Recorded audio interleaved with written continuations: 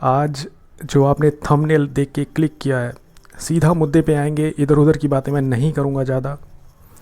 वो सब सुननी है तो आपको यूट्यूब पे बहुत सारी वीडियो मिल जाएंगी।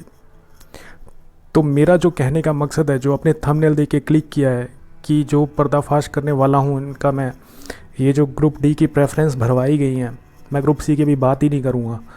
तो ग्रुप डी की जो प्रेफरेंस भरवा रहे हैं उसका एक ऑफिशियल नोटिस मेरे पास है। जो अभी ऑफिशियल नोटिस आपके पास आया था, जिसकी वजह से आपने जो प्रेफरेंस भरी हैं, तो वहाँ पे क्या सीन, क्या सिनेरियो रहा है, वो सब समझेंगे। तो ये वाला जो नोटिस था, पहले आप सभी पढ़ चुके होंगे, आपने प्रेफरेंस भर भी दी होंगी। सबसे पहली बात तो मैं ये बोलना चाहूँगा कि जब आप पोस्ट प्रेफरेंस भरने गए हैं, तो आपने कुछ जो होंगे जिन्होंने अपने घर पे ही खुद से ही भर ली होगी, तो वेल एंड गुड है अगर वो खुद से उन्होंने भर ली है, क्योंकि इसका कोई भी चार्जेस नहीं था।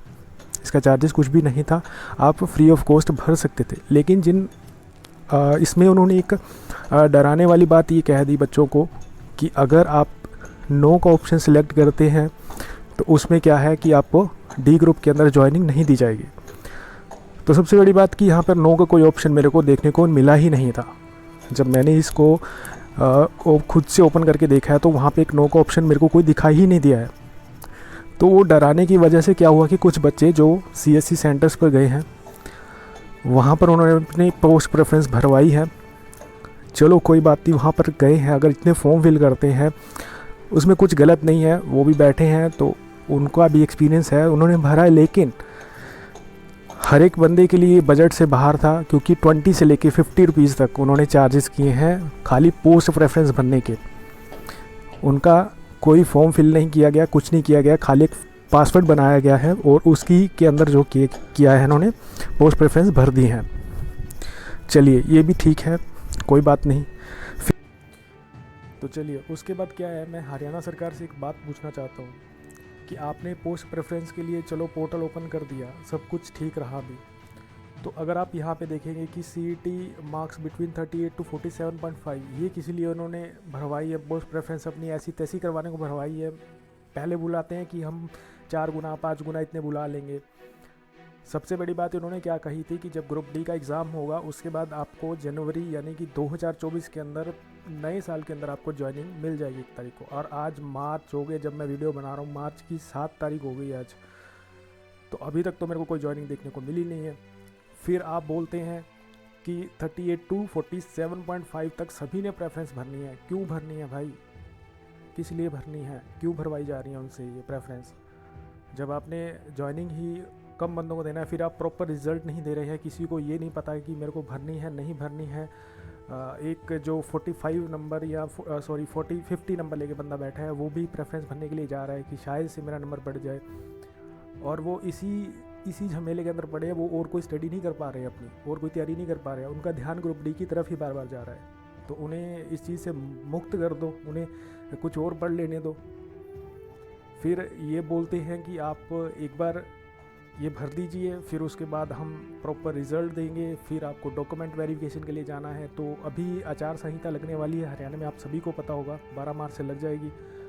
तो मेरे को तो नहीं लगता कि ये भर्ती सिरे चढ़ेगी, बिल्कुल लास्ट में जाके अगर उसके बाद ज्वाइनिंग मिल जाए तो मिल जाए। लेकिन उतने टाइम तक बच्चों को हरास करने वाली बात है, ये हरासमेंट हो रही है, खाली हरासमेंट ही दी जा रही है और कुछ नहीं है। हरियाणा सरकार क्यों आप फालतू में ये सब चीज़ें, पोर्टल ओपन कर दिया जी, आज कोर्ट केस चल रहा है। रही बात वो 5 नंबर की, केस किया बाहर से किसी ने कि 5 नंबर क्यों हरियाणा वाले बच्चों को दिए जा रहे हैं। अब आप बिना 5 नंबर के जो रिज़ल्ट जारी करने के लिए तैयार हो गए, 95 में से आप बोले कि रिज़ल्ट दे दिया जाएगा, चलो दे दिया जाएगा, तो पहले ही क्यों नहीं ऐसा किया गया भाई। और फिर अगर हरियाणा को ये प्रेफरेंस थी कि अगर हरियाणा के बच्चों को आपने बोला है कि 5 नंबर दिए जाएंगे सोशो इकोनॉमिक के, तो आपने उस चीज़ की अच्छे से जांच करके सभी को 5 नंबर देने ही चाहिए ना आपको। सरकार की तरफ से था, हम खुद की तरफ से नहीं मांग रहे हैं ना वो नंबर। तो फिर आप कोर्ट में क्यों नहीं भाई, आप तारीख पे तारीख लिए जा रहे हैं। फिर सबसे बड़ी बात, बेवकूफ़ी की बात मैं इस प्रेफरेंस के अंदर बताता हूँ आपको। ये जो प्रेफरेंस से भरवाई गई हैं, ठीक है, डिपार्टमेंट बहुत अच्छे अच्छे डिपार्टमेंट उन्होंने दिए हैं, यहाँ पे भी दिए हैं। बहुत सारे डिपार्टमेंट उन्होंने गायब कर दिए हैं, जैसे बेलदार की पोस्ट होगी, लाइब्रेरी अटेंडेंट की पोस्ट होगी, एनिमल हस्बेंड्री की पोस्ट होगी, काफ़ी सारी पोस्टें हैं, डिपार्टमेंट्स हैं जो उन्होंने यहाँ से गायब कर दी है। तो वो कहाँ गए, वो अब मैं आपको बताता हूँ कहाँ गए। वो गए कॉमन कैडर ग्रुप डी के अंदर। तो प्रेफरेंस किस लिए भरवा रहे हो भाई, किस लिए भरवा रहे हो? जो बंदा कॉमन कैडर डी भरेगा ना, उसके अंदर वो अपनी मर्ज़ी से ही उसको जो वो डिपार्टमेंट देंगे। तो फिर प्रेफरेंस भरवाने का मतलब क्या हुआ? अगर आपने अपनी मर्ज़ी से ही देना है डिपार्टमेंट, अगर वो कॉमन कैडर डी भरना चाहता है, उसकी चॉइस अच्छी है, तो वो अगर उसको मिल ही नहीं रही तो फिर आप वो वही भरेगा ना, कॉमन कैडर डी भरेगा। तो फिर उसमें भी आप अपनी मर्ज़ी से देंगे उसको नंबर। तो मेरे को ये सब झोल समझ नहीं आ रहा इनका, ये करना क्या चाह रहे हैं। अगर आप मेरी इस बात से सहमत है तो मैं तो सीधा सीधा बोलूँगा, जितने भी आपके साथी है सभी से वीडियो शेयर कीजिए, और जितना हो सकता है गवर्नमेंट को टैग कीजिए, कमेंट कीजिए, कहीं ना कहीं तक ये बात उन तक पहुंचाइए। इलेक्शंस का टाइम है, रिज़ल्ट आ जाए तो अच्छी बात है, सही से डिपार्टमेंट दे दिए जाएँ तो भी अच्छी बात है। अदरवाइज़ आगे ऐसा ही होता रहेगा भाई। मैं इसी को तो शोषण बोलता हूँ, ये शोषण हो रहा है आजकल के बेरोज़गारों से। वैकेंसीज इन्होंने देनी है तो 1-2 साल लगने के बाद भी बंदे को सेटिस्फाई नहीं है बंदा कि मेरी जॉब लग चुकी है। अगर एक बंदे का भी ग्रुप डी में मान लीजिए आपके 75 नंबर या 80 के करीब नंबर लेके बैठे हैं, तो आपको अभी भी ये लग रहा है कि पता नहीं कब ज्वाइनिंग मिलनी है, पता नहीं ज्वाइन करवाएंगे भी या नहीं करवाएंगे। इलेक्शंस के बाद हो सकता है, कुछ नहीं कह सकते, गवर्नमेंट चेंज हो जाए तो वो भर्ती ही कैंसिल कर दे। तो इतनी मेहनत का यार हमारे को क्या फल मिला, ये बताइए।